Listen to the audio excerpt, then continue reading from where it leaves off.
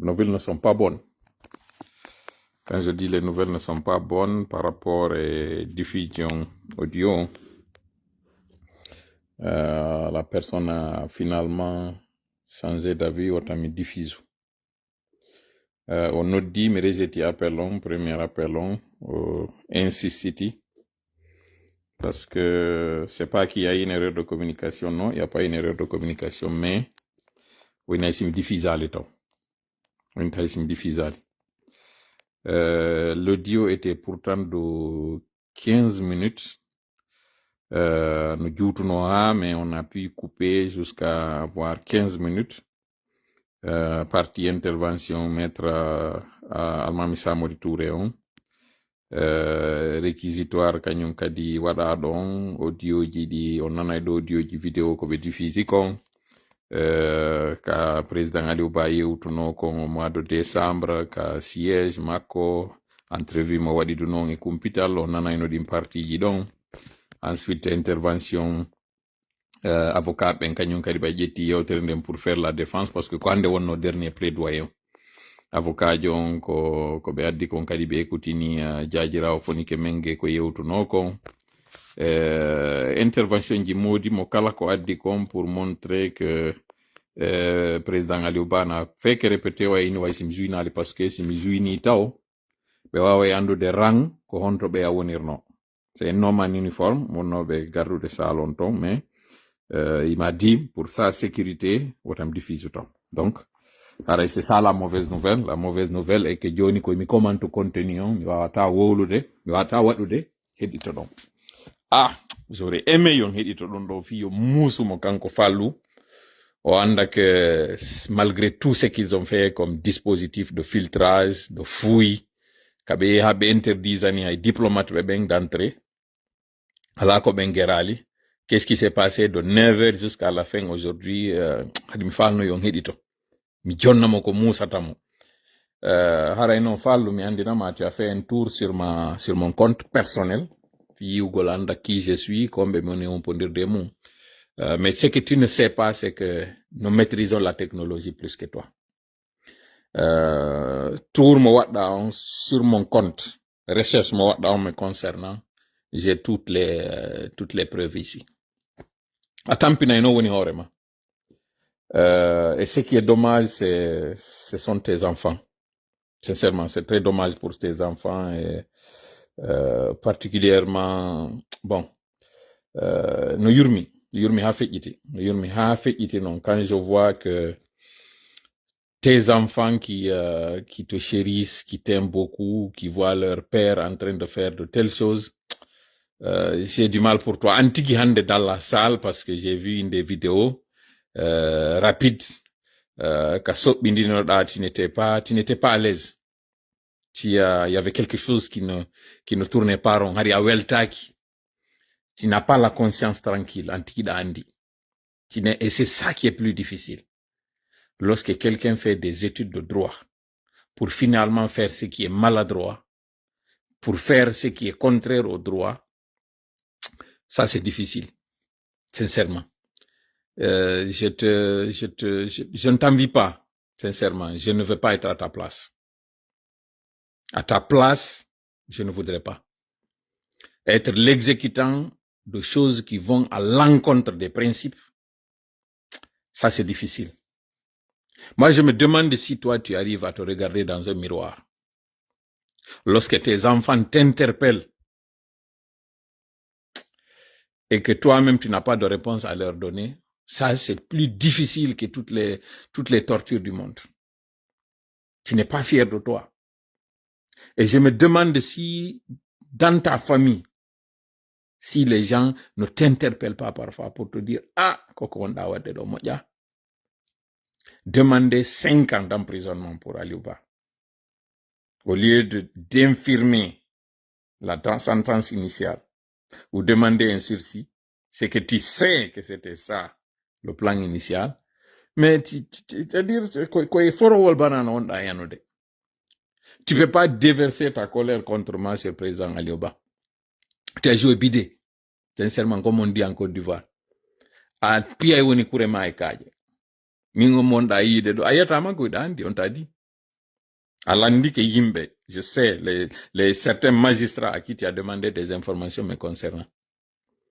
Tout ce que tu es en train de faire comme recherche, des gens que tu demandes, c'est qui lui, toi là, tu n'as pas besoin de leur demander. Demande-moi, envoie un message, on peut discuter. Envoie un message dans une des pages. Envoie ton numéro, on peut discuter.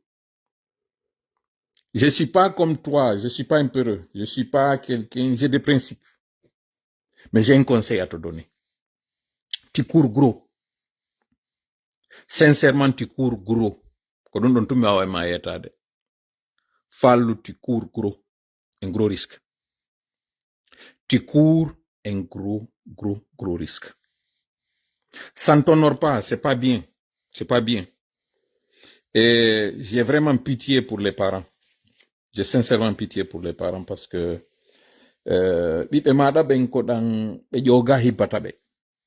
c'est dommage. Andy, ils vont à l'école. Même toi, tu ne bénéficies pas de protection d'Andy. Qu'en est-il maintenant, Benno? Tu as imaginé tout ça? Est-ce que tu as prévu ce coup? Tu fais Yoni CNRD, Kadi. Tu as pensé au reste? C'est pas bien, ça tourne pas, c'est pas bien. Tu pouvais démissionner, leur dire que non, tu n'es pas prêt à faire ça. Tu peux dire à Mamadi, non, je ne peux pas faire ça. C'est contraire, vous pouvez me démettre, mettez quelqu'un d'autre, mais je ne peux pas.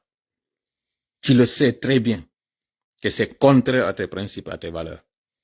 Mais aujourd'hui, tu n'en as aucune. Tu n'as pas de principe, tu n'as pas de valeur. Rien, absolument. Tu n'es qu'une coquille vide. Regarde combien de fois on t'attaque sur les réseaux sociaux. Regarde. Mets-toi à la place de tes enfants. Ces enfants qui regardent ça ou qui parlent avec leurs camarades. Ah, c'est ton père ça. Ton père est le procureur. Ah, mais ton père a condamné quelqu'un d'innocent. Mets-toi à la place de ces enfants, ces innocents, qui doivent répondre de ça en longueur de journée. Qui ont peur, qui ont la peur dans le ventre. Ou qui regardent dans les réseaux sociaux comment on troll leurs parents. Particulièrement leur père. Ça, c'est une torture inutile. C'est au supplice do ida wawno évitande dum bibbe mala ben. Bon, haray ko mi humpitata on do ko feƴƴi kon ka audience, contrairement e ko na wiede kon que président Aliou Ba condamnama à 5 ans, il n'a pas encore été condamné à 5 ans. Réquisitoire si waɗi mo kala yewti hande wonno plaidoyer. Tout d'abord, vers 9h, ça a udditi et c'était délocalisé comme d'habitude qu'à audience 28 septembre watnoɗon ko ɗon cour d'appel on ɓe délocalisé mo. Au prime abord ɓay hewtama, il a fallu d'abord yimɓe natunoɓen taw filtre kañum kadi waɗe ɓe exige l'audience huis clos on maintenant ka il a fallu que président on o inni o ça va être une audience publique donc yimɓe ɓen ari naati. Mais adoɓe natude taw kala ko woni téléphone, kala ko woni appareil ko tawata enregistré ay stylo ɓe darayno siɗa jogui montre taw wara ko montre Android ma ko montre électronique taw jum ara c'est tactile ɓe jaɓatano nata. Les stylos étaient fouillés, journaliste ɓe ɓen aussi pareil, nayo goto nati ɗo fausse appareil ko tawata aray ça pouvait enregistrer. Avocat ɓe jaɓi pour que l'audience puisse avoir lieu. Mais de 10h, de 9h, Feondo Kanata, jusqu'à midi, audience o wawal fuɗɗade. Pourquoi? Pour deux raisons. Première raison, on andi ko mercredi, audience o woyi waɗude. Pourquoi? Ko mercredi woni jour dédié à ɗon fi ɗon on andi tribunaux ji ɗin mari jour ji lundi ko ɗo e dossier ji ɗo, mardi ko ɗi dossier ji ɗo, mercredi ko ɗi ɗo, jeudi ko ɗi ɗo, ainsi de suite.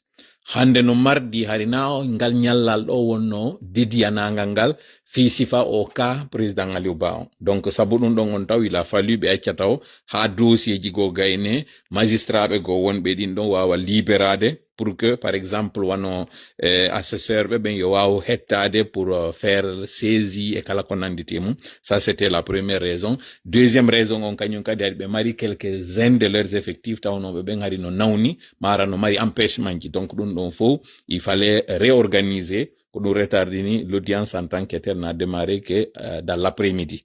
Bah il faut dire que dans l'après-midi qu'on résume parce que c'est qu'audio dit non ça allait être plus facile mais hachimara non audio dit qu'on fait on a nos échanges dit les temps forts des échanges.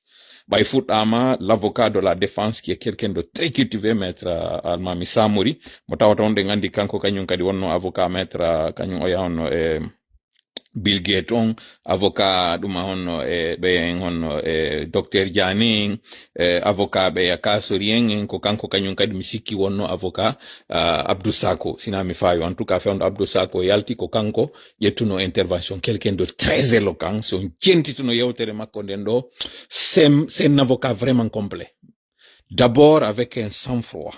Il est venu, il a parlé, il a fait un réquisité, il a fait un plaidoyer vraiment digne d'un avocat.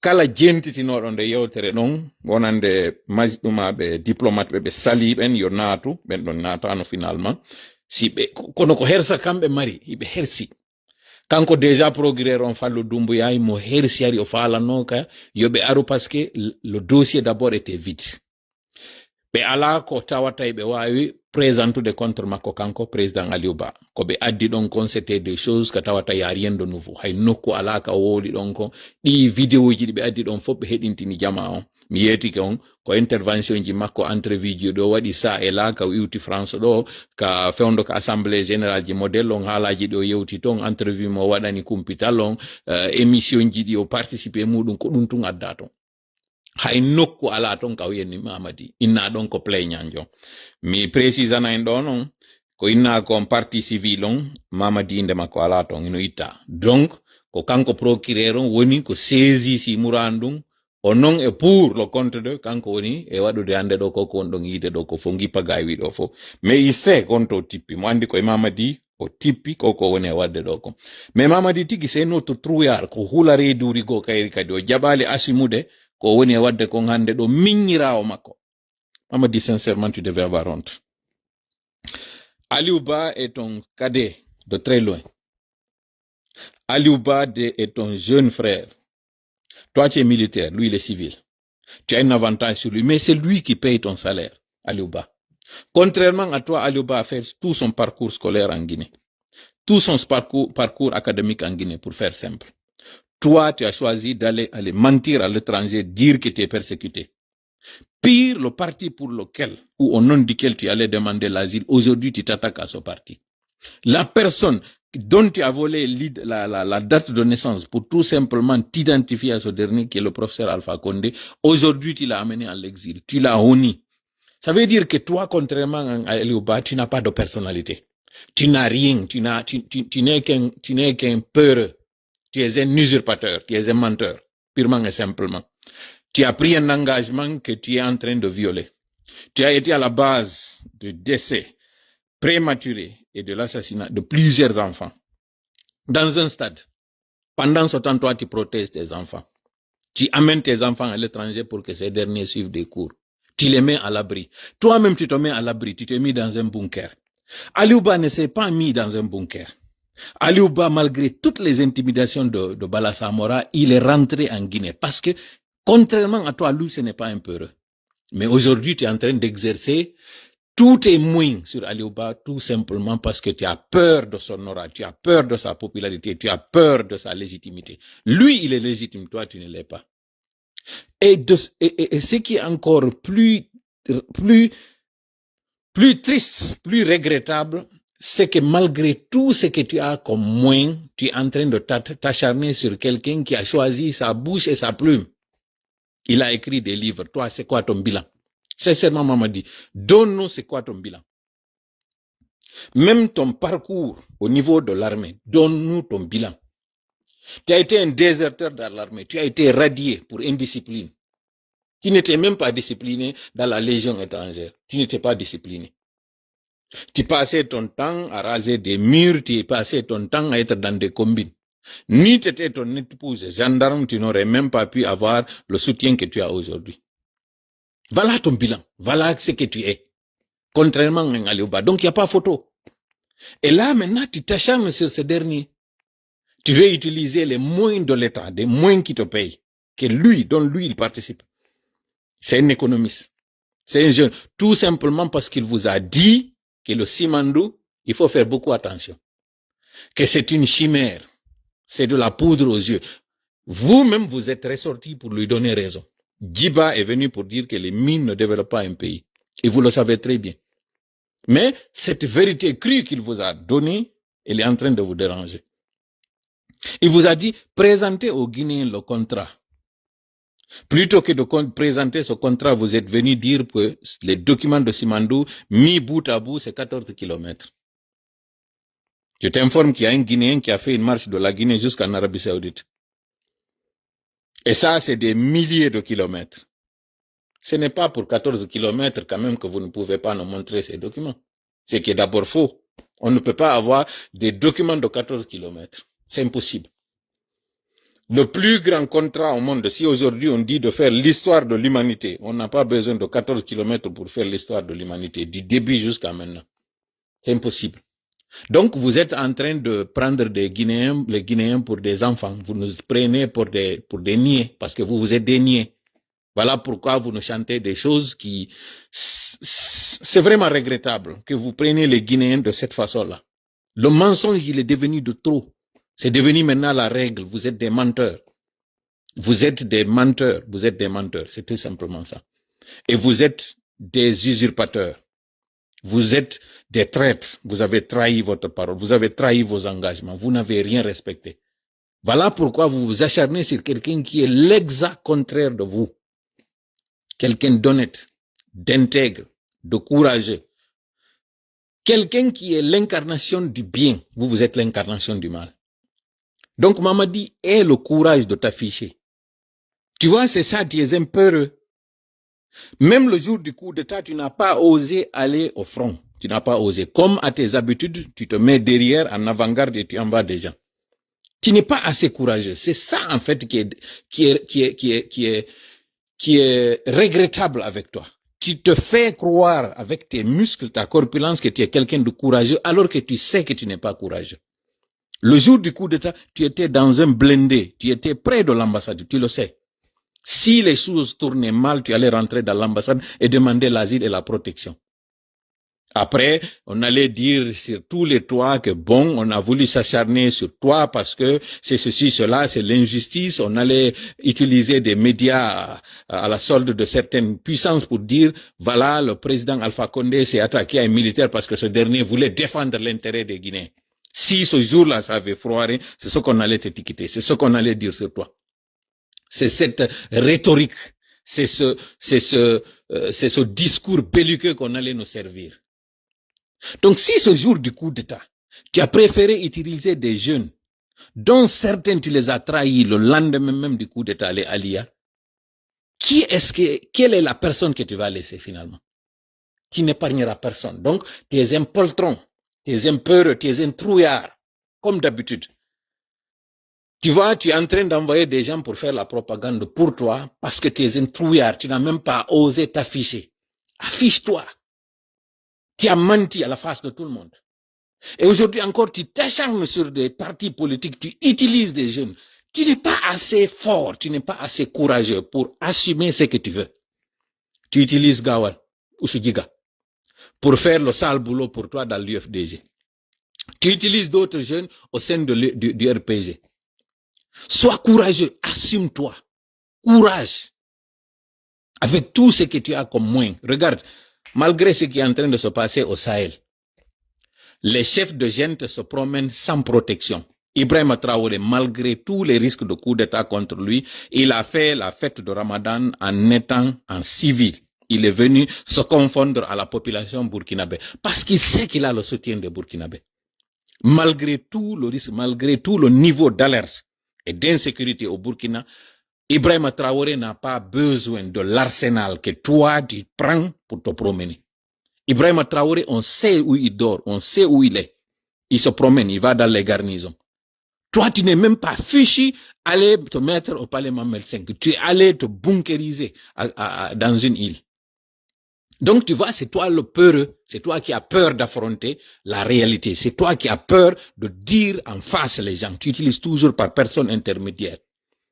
Tu as utilisé l'Assemblée nationale, le CNT. Tu les as utilisés. Dans ça, c'est un de tes poppies. C'est, comment on dit ça en français? C'est, le terme là en français, poppy. Comment on dit ça en français? Marionnette. Dans ça, c'est ta marionnette au niveau de l'Assemblée nationale, au niveau du CNT. Et comment je peux dire ça? Au niveau de la justice, c'est ce kirikou là qui est ton instrument. Comment ça s'appelle? Fallou Doumbouya. C'est lui ton instrument. D'ailleurs, il ressemble beaucoup justement à ces marionnettes. C'est une vraie marionnette. Physiquement, tout. C'est une marionnette. Sois courageux. Tu dis que tu es fort. Sors. Affronte le peuple. Sors de Conakry. Sors de là où tu es. Si tu es courageux, tu es homme. Dis aux gens, c'est ça que je veux. Montre-toi. Arrête de te cacher derrière des montagnes pour faire ce que tu es en train de faire. Sincèrement, tu es un poltron, un vrai fou peureux. Et c'est ce qui est regrettable. Tu te fais passer pour quelqu'un de courageux, alors que tu sais que tu n'es pas assez, tu n'as pas assez de courage pour affronter même tes choix. Parfois, ça me fait mal. Ça me fait mal. Parce que quelqu'un qui se dit courageux doit l'assumer, doit aller jusqu'au bout. Mais tu utilises des pauvres personnes, des innocents, des gens que tu as intimidés parce que tu as la force, tu les intimides.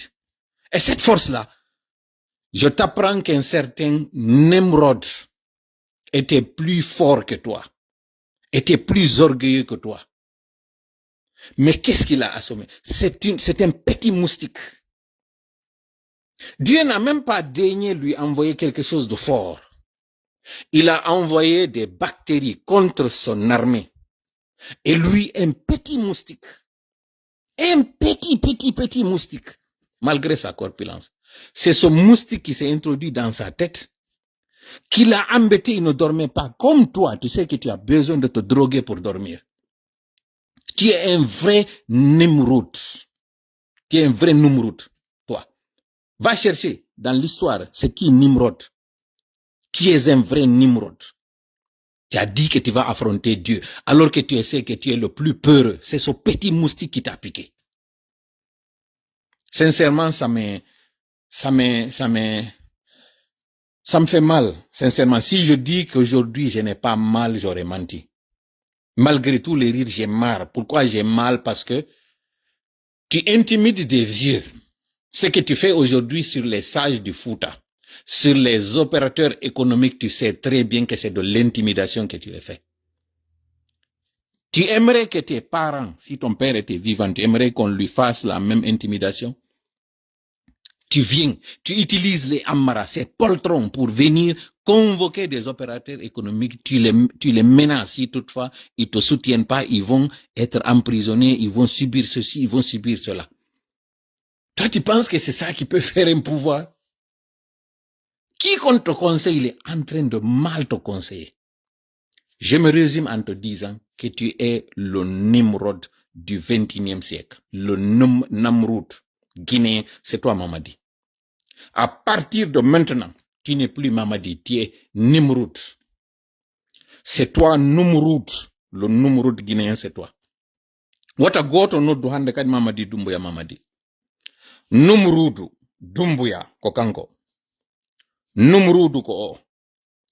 Tawɗon himo famini wondema mo jogi doole. Tam famini ɗon wondema kanko wawa dartade Allah. Ko ɗum woni e waɗude ɗo Mamadi. Numrudu Doumbouya ko ɗum woni e wadde ɗo.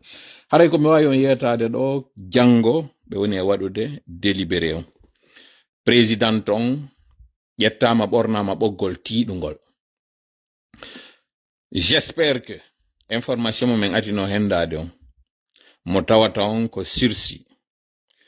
Un an de condamnation dont 6 avec sursis. Di tawata ɗin o épisode ɗi woni dans les jours à venir. On a adanoma gibi mois de décembre ko mois d'avril wonɗen ɗo. Tawa hara si tawi ɓe kondanimo ɗon ko 2 mois o waɗoyta ka nder kaso kanko président ari o yalta, ou bien kanko président on ko faala kon ko tawata kon ko non lieu wona e waɗede président Aliou Ba hawta ka suudu muɗum. J'espère que ko ɗum waɗata. Si tawina ɗum ɓe waɗi parce que mo moni mo faala ittude moni e makko e président Aliou Ba, hiɓe ndarude no ɓe écartira kala tawo wawa mo dartade Sidi Ala Lagine. Sellu ala la Guinée, Alpha ala la Guinée.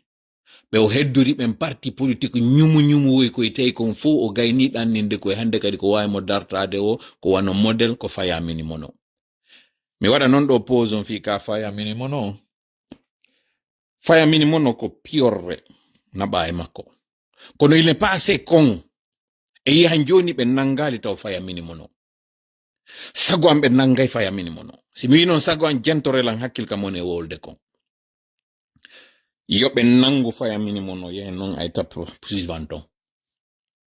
Mais ɓe andi kamɓe kadi ɓe faami faya minimono no gollitirede. Si tawi ko gonga ɓe foori net yoɓe nangu mo kanko kadi. Woɓɓe non ara ɗo joni na a puusay woni fi yoɓe nangu on ɗon kañum kadi d'ailleurs ko wonɗa e wadde ɗi communication ji maɗa ɗo ko ɗi communication ji woni sonjude hari Aliou Ba yalde ko ɗum haɗi hanki mi wowlali fesfi ko ka hande ɗo mi wowlali. Miɗo nantude woɓɓe mon ko woni wolde kon inna ko paske ndeñande min noddito min jama on yo yaw ka salle d'audience ton ko ɗum waɗi si ɗin complication ji waɗi mi wowlali hanken fes goto e amen publiali fi journée hande on ɗo min noddali goto fi yo yiyam hoore mon andon na min woni ko woni sonjude ɓe faminanayi on non ko communication ji anɗin woni haɗude ɗum ɗo e ɗum ɗo waɗa au contraire ko communication ji anɗin ka woni e débloqueji kaji go pour preuve non mi faala yo jentito ɗo yewtere nde tawata nde ɗon ko mi interdisanaka waɗangol nde jentite ɓeɗo ko yewti kon par rapport e ko tawata ɗe balɗe ɗo mi humpitino jentite. Assalamu alaikum warahmatullahi wabarakatuh. Hakkil yo gollitire hey min lan gollitirde hakkille an den ka audioji tola monsieur tola ba Diallo joni ko ba Diallo hey mi respecti ko menen fo sabotuno ma kono joni mi respecti ko hola ko mi respecti fewtola wallahi monsieur tola mi respecti ko hola kon fo kono woni mi jabi min do menen do mi respecti few kambodi do preuve mago laaɓuɗo yalti kambodi do kono wolirɗa non tigi ko piiji jiiɓiɗi seneɓe hey tola tigi monsieur tola mi respecti mi ngala feƴƴude ɗo mi respecti. Alhamdulillah rabbil alamin. Heccankin alaji Alpha Amadou Kourou alaji pardon alaji Guelgueji non pardon excusez je n'ai pas la liste ici. Sénégal heccankin hôtel inneteɗon Pullman Hotel inneteɗon nun hari Sofitel woɓɓe innamo kañum kadi hôtel de la Teranga opérateur économique ɓe tawata o yii inɗe ɓiɓɓe maɓɓe nde e ñande o liste mo Abdoul Latif waɗuno mo arnoɗen commentoɗen fimo ɓe fotti Sénégal Dakar ɓen opérateur économique ɓe tawɓe ɓen jaɓali tawtugol wallitagol ngol ɓen ɓe tawata intimidaɓe go immina argol yiida e maɓɓe Dakar ɗon fiyo ɓe wallito Mamadi fiyo ɓe geru mobilisation waɗa Sénégal ɗon fi soutenugol mo kanko Mamadi ɓe menasi non woɓɓe maɓɓe ɓe inni ɓe si ɓe waɗali ɗum biyenji maɓɓe ɗi ɓe jogi ɗin lagine toon ɓe yahanayɗi si ɓen reprenoyi innino naɓude marchandise ma woɓɓe maɓɓe no mari action ji e banque ji ɓe inni ɗin action ji ɓe saisi sayɗi ko raɓɓiɗi kon ɓe yehi ɓe hulɓini ɓen kamɓe ɓe hulɓinama koye ɓe yaw kañum kadi ɓe hulɓinoya goɓɓe go ka weekend ɗo kañum kadi Alaji Tidjane Souare ancien premier ministre nodditi yimɓe kañum kadi ka place muɗum ka suudu maɓɓe yo ɓe yewtu ko honno ɓe waɗirta stratégie wono Fouta soutenirta Mamadi Doumbouya plus particulièrement Mali ka maɓɓe ɗum ɗo fof ko minen e yettorde na fi yon waɗu ka salaji moɗo wondema ok lo match est plié c'est fini lan ni ɓeɗo ɓe gayni fof na ɗum ko fi yon faamu stratégie mo senirde woni gollitirde on parce que hande ɗo yiɗon nande kaari kadi tawti kaari kadi faami ko ɗum wonɗon e nande ɗo l'orgueil et l'arrogance précède la chute ko innete mawnintinare e hoolare naɓɓa suye on ɗum ɗon tuma waɗi wo andu yanugol ngol woɗɗa ko ma laaɓanayngoy Allah nde mo adda ballal makko ngal o geray taw no mi wiren non o acca on tigi yaha gayna bewde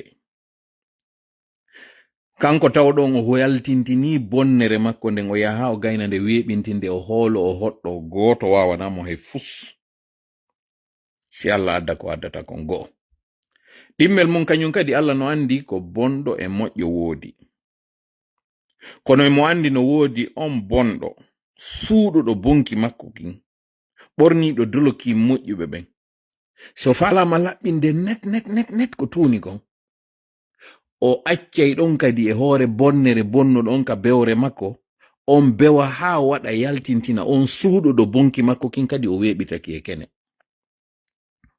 ko ɗon no wonɗen ni ko ɓen suuɗunoɓe bonki maɓɓe kin ko ɓen woni e yaltindeki hande ɗo nini mi bloki mi yimɓe busɗimoɓe am ɓe tawata ko min ami ara mi andahi meɗen woni ami ɗon kono jaka ko bolle jaka ko jahe jaka ko doomi ɓay non ɗe balɗe ɗo wiyama ko Fuuta kala e maɓɓe mo mi yino affiche photo mum kañum e Mamadi kañum e Nemrudu miɗo blokude mo purement et simplement mi ɓuttina yeeso cedi nayen nangu waɗugol ɗiɗi ko honɗum enen e ɓe si tawi ɓe foola en e si ko enen foolata ɓe woton landu ɗum hoore moɗon Allah o darnoto en himo landi en o inni ene on sikka on naata e aljanna heɓo moƴƴere nden fiɓay tun hiɗo wi'i wondema on sikka on accirtini fiɓay tun hiɗo wi'i on gomɗini o landi en ɗum o inni ene hiɗon sikka tampere nden si nde ari ko nde heɓata ko tampu ko bonnuɓe ɓen tun ɗum ɗo kadi o landitike o laɓɓinani en noon o inni awa o sattinanayi en alhaali meɗen on fiyo waw sendidirande en kanko mo andi fiyo sendidiran en ɓen tawɓe ɓen hino gomɗinani mo tigi tigi e ɓen tawɓe ɓen ɓe gomɗinamo ko ɗon wonɗe ni o landoto noon wiyeteɗo Ousmane Sonko wiyeteɗo Diomaye Faye alhaali mo ɓe wonno e muɗum on si hande ɓe arɓe hewti ka pale aljanna on e welugol yiite ngen e hulɓinagol ɗiɗo ɗiɗino no landi mayde si goɗɗo ma yaali o natata e ɗiɗo ɓay aljanna on tagama malaika ɓen hollama o ɓe inni wodata jiyaɗo ma mo gerata ha natoya ɗo Allah on tuma ƴetti ñoki non takko makko kala konko woni sattendeji o wi'i ɗum ɗo no foti kono hewtoygol ɗo a rewa ɗiɗo sattendeji fof si natoya ɗon on tuma malaika ɓe ni no ɗo dey compliquoto joni o tagi yiite ngen kadi o holli ɓe malaika ɓe wi'i nge yiite ɗo e holɓinagol maɓɓe jiyaɗo ma hay goto natoyta nder ɗo Allah koko mi yiɗo ko tawata menen tigi meɗen huli ɗum ɗo jiyaɗo ma hay goto susatamo yeddugol ha natoya nder ɗo on tuma seytane noon ari kañum kadi ñoki sengo yiite ngen fop o waɗi piiji labaɗi o waɗi ɗate ɗatuɗe o waɗi piiji futuɗi piiji hoyɗi tawa kan darirɗa o ko sifa ɗon on tuma malaika ɓe daari ɗum ɗo ɓenni kamɓe kadi respect awa ɗo wonayi compliqué maccol ɗo mettay fi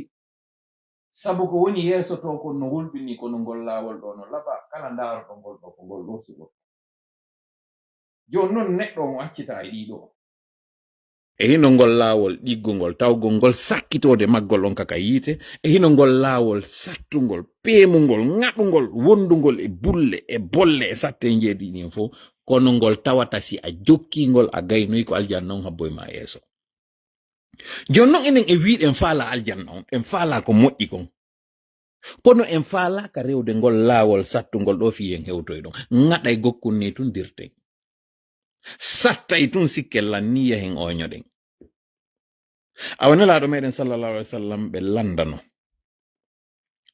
ko honɗum woni escalier ji sempetenji gomɗinal neɗɗo ɓe maaki neɗɗo on moƴƴo gomɗinɗo hulowo Allah on so yi ko aali kon yo woɗɗito e hoore noon ka woɗɗiti ɗon o gera ko boni ɗo kon yo accu o accinira ɗum ɗo jungo makko ngon ko ɗum ɗo woni dow ndiyam ɗan ka dow ko on ɗon waɗugol juuɗe ɗen acca si a wawata tawi ko ma mutineɗa ya wakkilunde ɗa nakata nder ndiyam hara e nder ko wona ɗa loƴƴinede konko yo taw hiɗa ittirde ɗum ɗo hunduko maɗa kon. ɓe maaki si yehi non ha feƴƴi non tawi ko ma hewtoya ka danka joɗoyoɗa ka danka ka luttantama ɗon inne hande kadi ndiyam ɗam mutinoyima ko yo tawka ka ɓernde maɗa ɗum ɗo a tawta ko ɗo woni danka kan. jonnon golliren hakkil nde yewtere ɗo nde tawata ko wi'a ko boni kon dartoro juuɗe maɗa ɗen. si a wawirta juuɗe ɗen dartoro karawo maɗa kon. sa wawata yo wonu ka ɓernde maɗa. en andi ko ha ɗo ari haaɗi. jonnon fuɗɗoɗen ngol laawol kadi yawgol ngol non e ka boni kon. awa ka boni kon kadi no fuɗɗi ka anniyotoɗa ɗon ka ɓernde ma waɗugol bonnere nden ko ɗo woni ɗon kañum kadi fuɗɗode muɗum nden. ko ɗo jaasi ngayka kan ɗa en ari ha ka danka jonnon ɗa jasoyde ngayka kan non natoya ka ley yaha ka koose. awa koose ɗen kaka fuɗɗotoɗa ɗon an kadi ka tawata hiɗa faala bonnere nden hiɗa suuɗinde nder ka ɓernde ma ko ɗo woni fuɗɗode nden. si a natoyi ley ko tumata e hande kadi a woni wonɗo e wowlande non nden bonnere ɗon. si tawiɗa a wowlay woni yo accuɗa non joni ko a woni e yamirde yo bonu. si a feƴƴoyi ɗon hewtoygol non hande kadi danka muɗum kan koose ɗen ley net ko tumata e hande kadi non ɗa waɗande bonɗo on bonki ke wonno wadde ki. jonnon ardinen hakkilɗo moƴƴa ndaren hoore meɗen tintoɗen hoore meɗen ɗo yi'en non hande woɓɓe ko wona waɗinede. par ce que mi yewtidi e woɓɓe wonɓe e wiidelan min suusata meɗen ka leydi ɗo onon ka wonɗon ton ɗo wawi wowlude ko falɗon kon ɗo wawi wadde ko falɗon kon. kono menen meɗen ka leydi ga meɗen hulani hoore amen. joni mi jaɓiɗa hulani hoore ma Allah jonnima option ji tati. ya ittir juuɗe ɗen a wawata ɗum ɗon par ce que ɓeɗo no ɓurma doole. awa yewtuɓe inna ɓe accu ɗum ɗo kadi ɗa huli par ce que ɗa hulani postum ma ɗa hulani ɓeygure ma ɗa hulani jawdi ma. lutta awa ka ɓernde ma wona ɗon. kono si ɓe ari ɓe doolima ha a woni wonɗo e wowlande ɓe hande kadi a naati e bomɓe ɓen a fuɗɗike natude ka nder ngayka ɗa ko ha ka ndiyam natunoɗa ha ka danka jonnon a fuɗɗike jasude kadi ndiyam ɗa yaha ka ley. pire joni ko onon non tigi kadi woni immade waɗana ɓe propagande on si o wonno tu wonɓe wowlude ɓen ko tawno on fuɗɗinoke neeɓi wiwgol may yo men accu. o wi'i men fewdo men tawi on men inni on yewte ɓe ko woni gonga o wiwno men onon ko yimɓe diina na on wowloɓe politique ko ɗum jaabino ɗon men. wiwɗon men juulirɗa ɗen naata politique waɗe onon yimɓe diina ɓen on wowlata fi politique. kono hande ɗo ko onon non woni e wowlande ɓen politique ɓe longinino on discours ji on waɗu khutbaji fi yon ɗannin ɓerɗe amen fi yon wallin dartagol amen wiwɗon men laamu dartetake. ɗiɗo fof o wowlani men ka fenugo e hewre diina kan par ce que ko fenade wonɗo wolde ɗon. wallahi koko wonɗon e wadde ɗon on ñaawoye onon e ɓen ɓe wowlan ɗon ɗum yeeso Allah. Allah landitoyto on kullukum ra'in wa kullukum mas'ulun an ra'iyatihi. hiɗon andi non ko onon alhaali mum ɓuroyta sattoyde par ce que on suusi tagaɗo on huli kan tagaɗo on suusi Allah. on suusi taguɗo on huli tagaɗo on. la ta'ata li makhluqin fil ma'siyati al khaliq. siɗa hula Allah hay goto hulɓintama kono si a woni huluɗo neɗɗo a woni suusuɗo Allah kala ko yiɗa hulɓinte. ko ɗum hande heɓi on ɗo ko ɗum waɗi si kanko numrudu ɗo emo hulɓinirde on ka woni on e hulɓinirde. maydeji ko jelu habbi on ko mayde jelu habbi on ko Allah ɓe jelo anduɗon nden mayde nde hulɗon on daɗay nde on Allah mo suusuɗon ɗon hiɗon mari laawol ngol daɗirton daroyagol yeeso makko. ene ngu laamu wongu e dolude on hande ɗo ko nguɗo desidoyta ko naatoy to yiite ma aljanna ko ngu waawi ko gerugol ha wara on tabita wonde ma ngu jaɓi on ki wonki kono ko habbi on ko lahara ngu waweta jokkitoyde on ton ngu yaa ngu ordonne Allah ko Allah waɗata on. Ça c'est impossible. Numrudu e hunƴugol mum wawata aroyde daroyo yeeso malaikajo wonɗo on ka nder kaburu wi'a oɗo o tawano e wiwnoɓen faami aduna, oɗo tawano e tawtunoɓen senerde on aduna ɗo, jonnumo werde moƴƴere ka nder kaburu makko ɗo. Hay hoore maɓɓe ɓe wawana goɗɗum, ko onno ɓe wawiranta on goɗɗum ka wonkiji moɗon ɗin tama. Ene onon on hersali ɓe mbileɓe firawna yeeso firawna, wiwnoɓen amanna bi rabbi Musa wa Harun. Min gomɗini Allahjo Musa e Haruna on.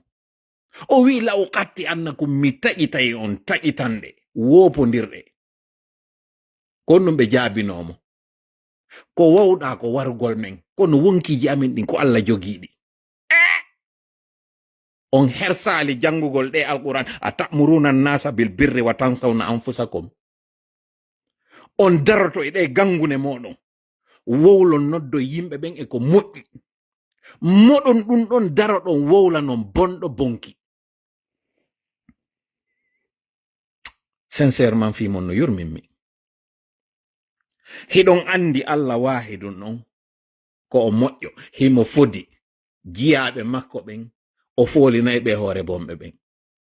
Onon no wakkilo ɗon suusugol oɗo hulon ɓen tawɓe ɓen hiɗon andi wonkiji moɗon ɗin na kamɓe jogi, arsikeji moɗon na kamɓe jogi. Fewton jama on wi on ɓeɗo ko yo ɗofte, yo ɓeɗo wallite. Aib alaykum, wallahi aib alaykum. أقسم بالذي نفسي بيده الخالق الذي لم يخلق الأول والآخر. عيب عليكم ولعنة الله عليكم. Shame on you. On hersi hore moɗon. Alhaali moɗon nyande fini weti woyɗon komplikude tâche moɗon. On suusi on hanaɗo hulede. On huli on hanaɗo hulɓinede. Kon ɗum marɗon hande kadi ka wowlon. Ngulamu ɓay ko yanowu si Allah jaɓi ɗo ko ɓoya fewton honno yewtoɗon men no menen. Yo men nanan on, yo men jaɓan on. Son walike jamma on finoyi e nden niwre andi ton non ko ni kadi finiroy to nyande go e kaburu. Hiɗo miijitade ɗo Allah omo men suusi ɗo men huli ɗi tagaɗi ɗo. Mi faltake wonde ka place moɗon.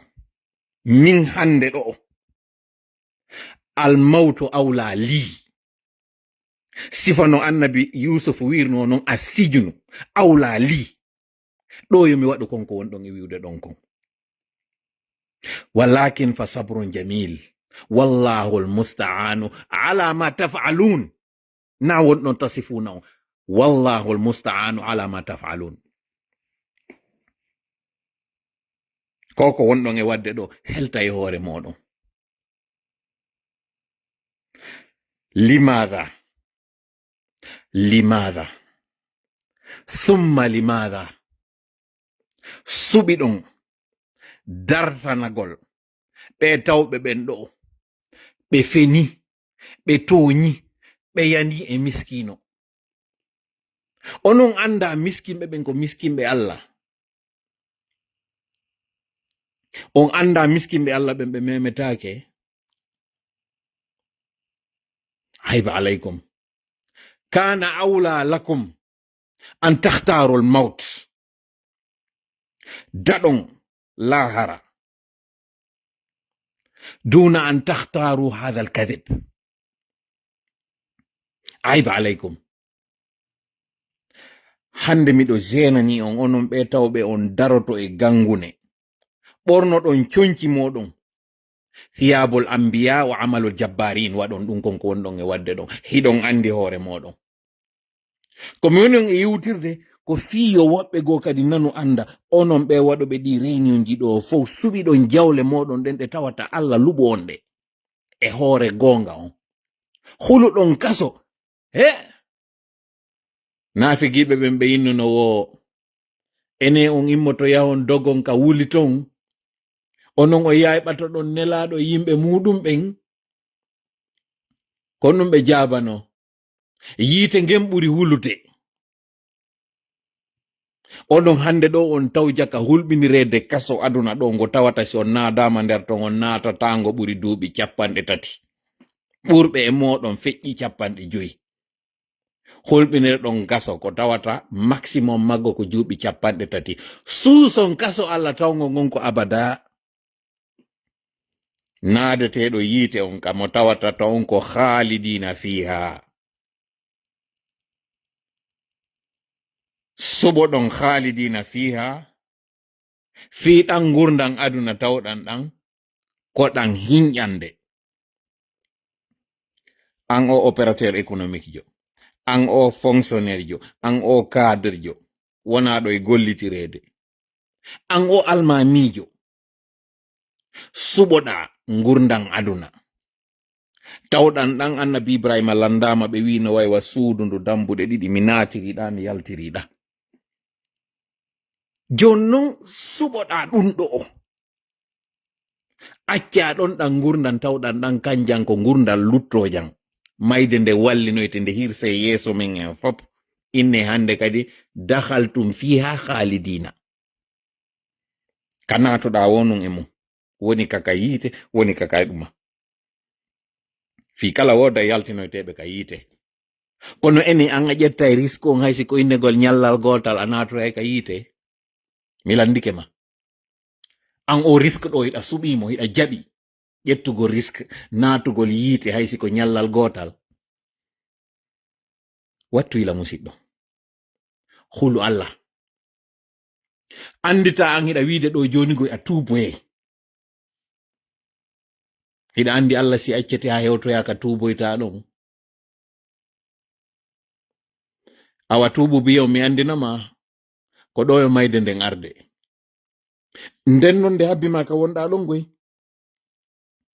nden nde habbima ka wonɗa ɗon hinde ɓatima ɓuri ka sikkuɗa ena ɓati hoore maɗa nden ɗon ngol ɗaɗol wongol piɗɗade e maɗa ɗon wongol ngol ka jungo ngol rewi ka dande ngol e ɓatade ma mayde nden no ɓurma ɓatade ngol sabu ngol piɗɗike wosi mayde nden no woɗɗi ndem mayde nde tawata ko poɗugol tun fiilu ma visible ɗum sortugol ni tun kap hara gite o mbike musidɗo mi lannitora yewtere nden ɗo andingol en immoɗen daroɗen sa nani soft power ko inete kon soft power ka tawata si a gollitiri a fellata finkari hay wotiri ko falɗa kon a heɓay koko pullo futa jogi lagine kono ɓay hiɗon sali gollitirde ɗum sabu hiɗon aami hiɗon hutiti mbawdi Allah ndin hiɗo yurman mi hatuma onon ɓe opérateur économique ɓe mi yiɗon buɓɓodira makka ɗo hiɗon joɗodi e puutowo e moɗon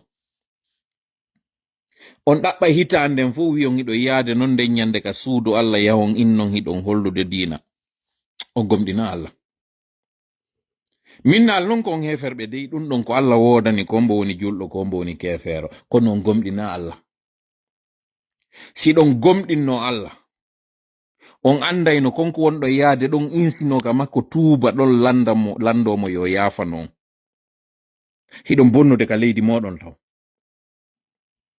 Allah ha jakay konko wonɗo yaade waɗo siɗon faala on tugga e leydi ndin hani tufa hoore nden kadi leydi ha tufa leydi ndin Allah ha jakay ɗum o ha jakay ɗum sadakaji siɗon faala on darna juulirɗe soodon honɗum tigide Allah ha jakay ɗum hewti kadi ko accire ni fi affaire o juulirɗe accire ni fi juulirɗe ɗen enough is enough ono wonɓe itidirde ɗon mbuuɗi fi soodo juulirɗe darno juulirɗe accire ni ɗe juulirɗe mo woni hande kadi ko aroton ɗannino yimɓe ɓen ka wonɗo wadde propagande herse hoore mon seeɗa herse nelaɗo ko juulirde wotere darni kono ko hareji jelu nelaɗo waɗi ƴette ɗi mbuuɗi ɗi wonɗon darnude juulirde waɗon konko darnata diina kan ko ɗum darnata diina kan ko konko waɗata tawa julɗon himo hisi o wata jooɗade o jooɗano on tawɗo ko geddo goɗɗo addi ƴetti sanamuru waɗi ndu symbol leydi anɗa jooɗiɗa ɗoftade on ko non hersi hoore moɗon. Sincèrement, je n'aimerais pas être à votre place. Mi falno ka wolde ɗi mi wolta ɗi parce que miɗo marani teddungal woɓɓe moɗon kono mi andingal teddungal on méritangal. Goɗɗo ƴetta sanamuru waɗan ɗum symbol, ƴetta puutoru waɗan ɗum symbol on ɓannidira ndu sanamuru e ndu kufunaru puuto. ƴetta mawɗo ma naɓa mo fijinoyamo ka fijete ame ka tawata soti kemo on kankan immanoki on événement. ɗiɗo fu yi'on ɗi fankon. Aliou Ba naade kaso o memmo manka Aliou Ba naada kaso eɗo wernude on naaduɗo Aliou Ba kaso ka saare makko. Alaji Sellu waɗani convocation crié fon inna si o arali ɓe kondanaymo par contumace ndeññande délégation ɓe wonɓe wiide ɗum hino ka saare Alaji Sellu.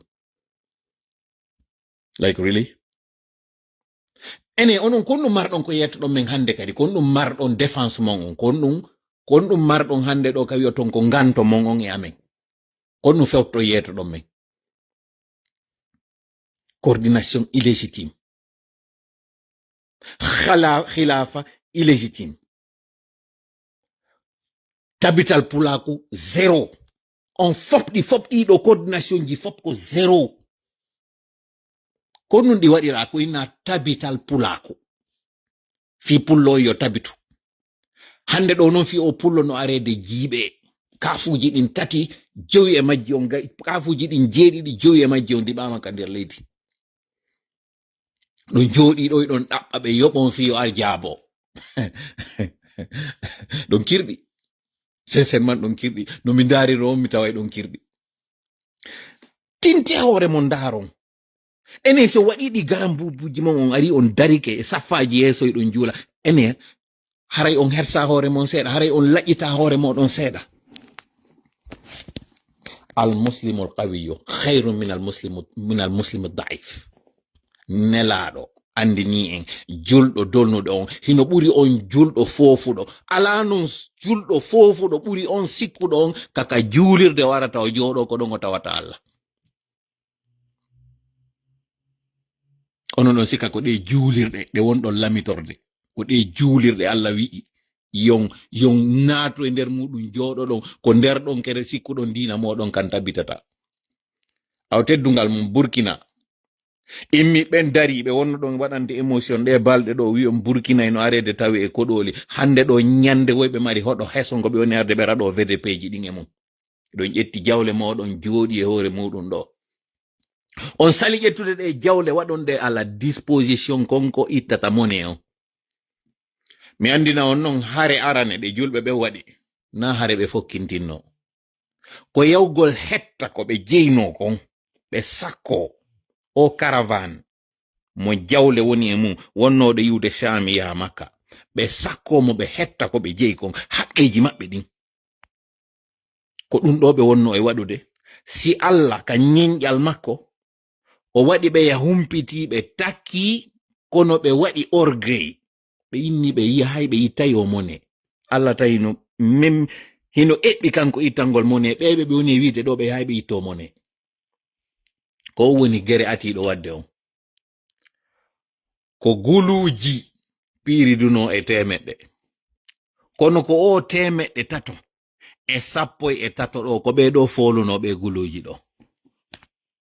Ono non ɗon faminani men han joni haɗi wallito ɗon ko paske si heɓaki ka yoni jippiro wata waɗude contre ɓe aw ndaare ɓe moto wonɓe wadde ko ne wadde ko Burkina ɗo ma Mali ma Niger ko motoji ɓe ala casque ɓe ala gilet ɓe ala fus ko innete ko ɗum ɗo dolnirte kono ɓe wondi Allah ɓe gomɗinala ko ɗum simini on gomɗina ɗo yaade botoyon leydi ndin Makka ɗo hitande kala ko onon ɓuri hikkade yeeso yawgol hajjuya ko onon ɓuri ɗuɗude yahoɓe inna no windade yawgol hajju kono ko onon ɓuri wonde kañum kadi bomɓe ɓen par ce que on jaɓali wadde ko diina ka wi on diina kanko wi ko yaymo dartanoɗa gonga on dartoroɗa juuɗe ɗen wi'a sa wawali dartoroɗa karaw kon sa wawali wona ka nder ɓernde maɗa onon non ɗon andi ɗo wawi dartorde juuɗe ɗo wawi dartorde haala suɓi ɗon fankugol fankuɗon ɗo haɓe ari ɓenni ko ma wowlon non joni wola non ɓe kamɓe ko ɓe faala kon